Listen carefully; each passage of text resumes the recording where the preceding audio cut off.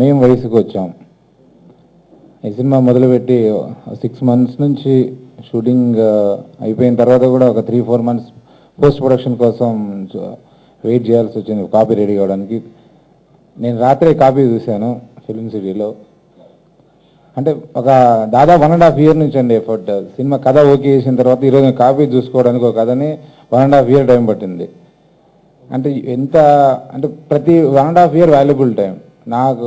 ప్రతి టైం ఎక్కడ వేస్ట్ చేయకుండా స్క్రిప్ట్ విషయంలో అయినా సరే, మేకింగ్ విషయంలో అయినా సరే, పోస్ట్ ప్రొడక్షన్ దగ్గరలో ప్రతి అంశంలో, సీజీ వర్క్ దగ్గర కూడా చూసి నిన్న ఈవినింగ్ నేను కాపీ చూసినప్పుడు నేను 100% సంతృప్తి పడ్డాను. ఇది నా 5వ సినిమా. మనస్ఫూర్తిగా చాలా ఇష్టపడి చేసిన కాన్సెప్ట్ ఇది. డెఫినెట్లీ నేను ఒక రేంజ్లో ఒక సినిమా చేసాము, ఇంత దేశం ఇంతలో లాభం వచ్చిందన్న ఉద్దేశం కాకుండా నేను సూపర్ హిట్ చేయాలి, ఇక్కడ నేను ఏదో ఒకటి నిలబడాలి, నిలబెట్టాలి.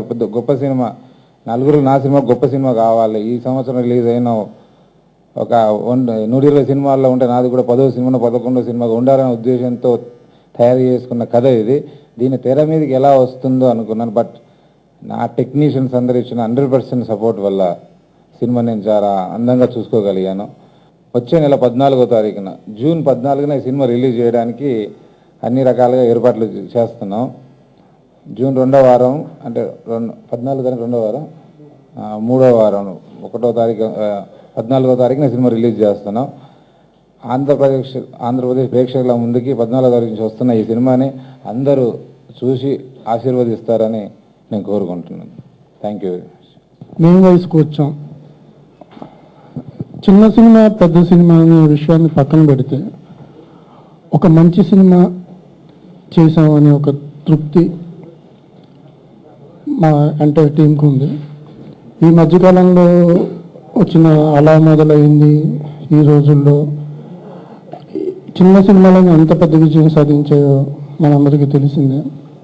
డెఫినెట్గా ఆ జనాల్లోకి మా సినిమా కూడా వస్తుందని చెప్పేసి మేము భావిస్తున్నాం. ఆల్రెడీ శేఖర్ చంద్ర మ్యూజిక్ బాగా పాపులర్ అయింది.